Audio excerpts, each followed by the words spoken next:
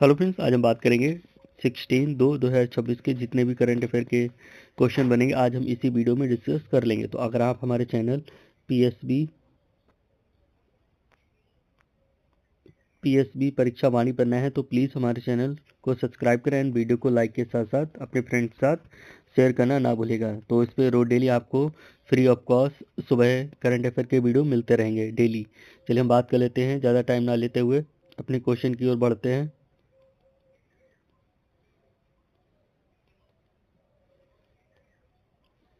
चलिए बात कर लेते हैं। भारत फ्रांस वार्षिक रक्षा संवाद 17 फरवरी किस शहर में आयोजित होगा? तो बात कर लेते हैं, इसका जो ऑप्शन होगा वो बी मतलब बेंगलुरु बिल्कुल करेक्ट ऑप्शन होगा। भाई हम बात कर लेते हैं, यह संवाद बेंगलोर में होने वाले एयर इंडिया 2026 के साथ आयोजित किया गया है। इसमें राफेल नौसेना संस्करण के सौदे पर अंतिम चर्चा होने की संभावना है। भाई हम अगले क्वेश्चन की बात कर लेते हैं।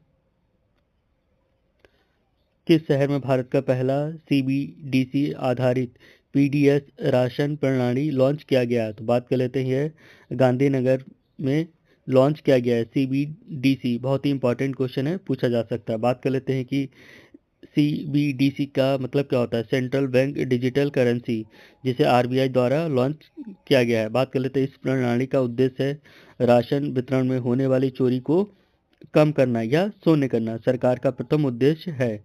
वही हम अगले क्वेश्चन की बात कर लेते हैं।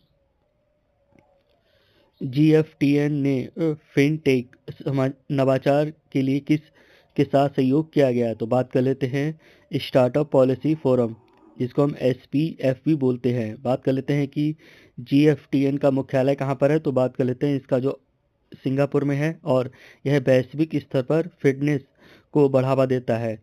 इस सहयोग से भारतीय फिनटेक स्टार्टअप को अंतर्राष्ट्रीय निवेश करने में आसानी होगी। भाई हम अगले क्वेश्चन की बात कर लेते हैं।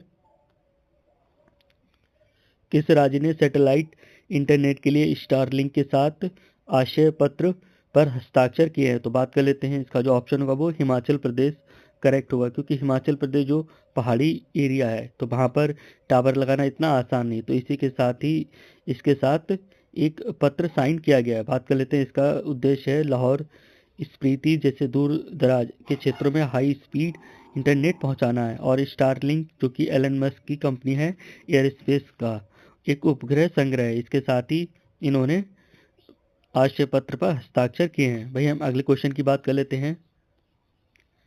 15 फरवरी 2026 को समाप्त हुए नेशनल वाटर स्पोर्ट चैंपियनशिप में किस राज्य ने ओवरऑल ट्रॉफी जीती है? तो बहुत ही इंपॉर्टेंट क्वेश्चन है और ये बन सकता है एग्जाम में, तो इस पर डबल स्टार लगा लीजिएगा कि नेशनल वाटर स्पोर्ट चैंपियनशिप किस राज्य ने जीती? तो बात कर लेते हैं, मध्य प्रदेश ने इस ट्रॉफी को अपने नाम किया है। भाई हम बात कर लेते हैं कि इस चैंपियन ट्रॉफी का आयोजन भोपाल की बड़ी झील में किया गया था और मध्य प्रदेश की कायाकिंग और कैनोइंग टीम ने लगातार तीसरे वर्ष यह खिताब जीत करके अपने नाम किया है।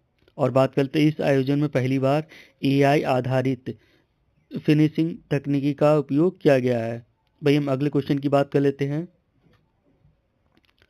खेलो इंडिया यूनिवर्सिटी गेम 2026 का आधिकारिक शुभंकर क्या घोषित किया गया है? तो बात कर लेते हैं कि नीलगिरी खेलो इंडिया यूनिवर्सिटी गेम का शुभांकर घोषित किया गया है। तो बात कर लेते हैं कि 2026 के यूनिवर्सिटी गेम की मेजबानी तमिलनाडु राज्य कर रहा है। कौन सा राज्य कर रहा है? तमिलनाडु राज्य।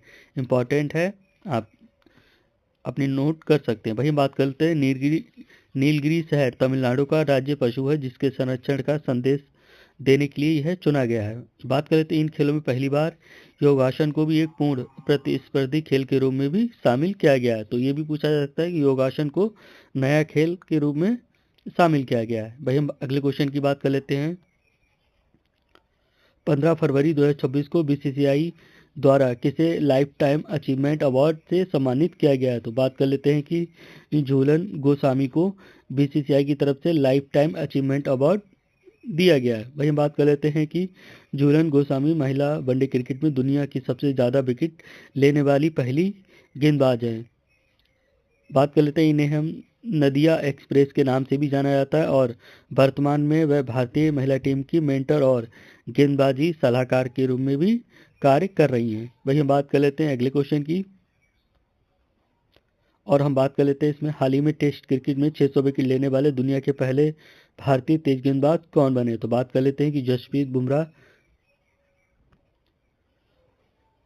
और हम बात कर लेते हैं बुमराह यह उपलब्धि हासिल करने वाले दुनिया के केवल तीसरे तेज गेंदबाज हैं। एंड्रू एंडरसन और स्टुअर्ट ब्रॉड के बाद उन्होंने यह कारनामा इंग्लैंड के खिलाफ घरेलू टेस्ट सीरीज के दौरान किया है। बात करें वर्तमान में आईसीसी टेस्ट रैंकिंग और ओडीआई में नंबर 1 के गेंदबाज हैं कौन, जसप्रीत बुमराह। वहीं हम अगले क्वेश्चन की बात कर लेते हैं।